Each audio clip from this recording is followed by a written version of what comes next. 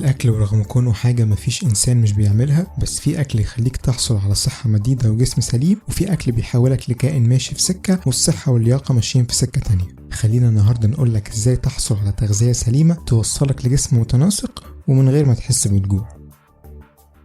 مبدئيا لازم تحدد هدفك على المدى القصير، سواء عايز تزود وزنك أو تقلله أو تحافظ عليه زي ما هو، وده هو اللي هيحدد أنواع الأكل وكمياتها. وبعد ما تحدد هدفك تحدد عدد السعرات الحرارية اللي هتاكلها في اليوم واللي هتوظف أكلك في حدودها وبس.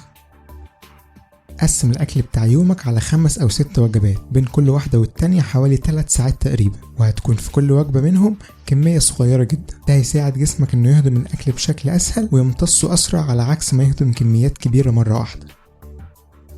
حاول تبعد قدر الإمكان عن السكر والملح، أو زي ما بيسميهم أخصائيين التغذية السم الأبيض. الملح بيرفع من ضغط الدم بشكل ملحوظ وبيقلل من امتصاص جسمك للمية، والسكر بيسبب زيادة في الوزن وبيؤدي لمرض السكري. مفيش مانع من جرامات بسيطة في اليوم، بس مش أكتر من كده.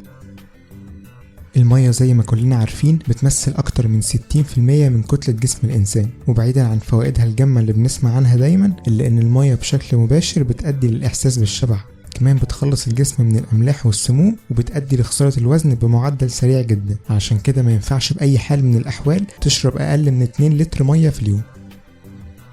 وجبة الإفطار، واللي كتير من الناس مش بيهتموا بيها، تعتبر الوجبة الأهم على مدار اليوم، لكونها أول وجبة بعد نوم طويل، فلازم تمد جسمك فيها بكربوهيدرات معقدة زي الخضار والحبوب والعيش عشان تمدك بطاقة لبقية اليوم، كمان كمية معقولة من البروتين والكالسيوم.